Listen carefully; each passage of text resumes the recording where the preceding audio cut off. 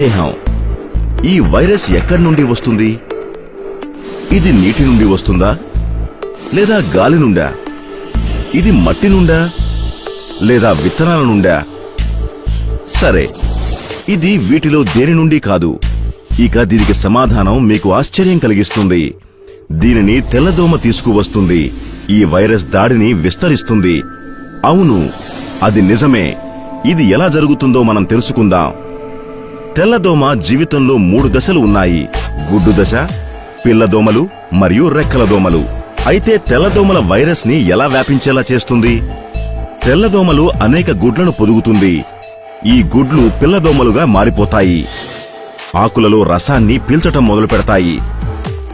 Virus సోకిన ఆకు నుండి రసం పీల్చుకున్నప్పుడు ఇది స్వయంగా వైరస్ ఆహారంగా తింటుంది.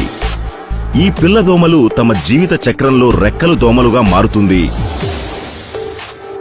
ఈ తెల్లదోమ వైరస్ ని వ్యాపించేలా చేస్తుంది. ఇది వైరస్ లేని మొక్కల నుండి రసం పీల్చుకుంటున్నప్పుడు ఆ మొక్కలకు కూడా వైరస్ వ్యాపిస్తుంది. పిల్లదోమలు మరియు పెద్దదోమలు రెండూ వైరస్ సోకిన మొక్కల నుండి కేవలం 15 నిమిషాల్లో రసం పీల్చుకుంటాయి. ఇలా ఆహారం తిన్న తరువాత అవి 24 గంటల తరువాత వైరస్ ని వ్యాపిస్తాయి.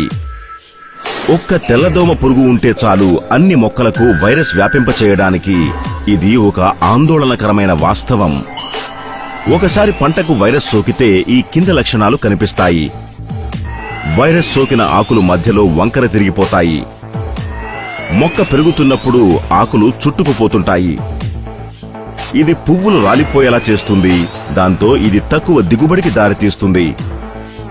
వైరస్ తెగులు లక్షణాలు వెంటనే కనిపించవు. దీనికి 2 నుండి 3 వారాల సమయం పడుతుంది.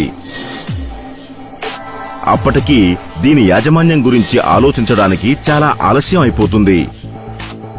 నిజానికి జెమినీ వైరస్ 20 నుండి 80% వరకు దిగుబడి నష్టాలను కలిగించగలదని తెలుసుకోవడం ఆందోళనకరమైనది.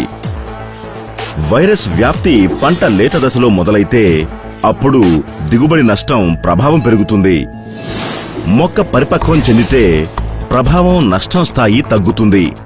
భయంకరమైన వాస్తవం ఏమంటే ఈ ప్రక్రియ ఒకసారి ప్రారంభమైతే తెగులు నియంత్రణ సాధ్యం కాదు.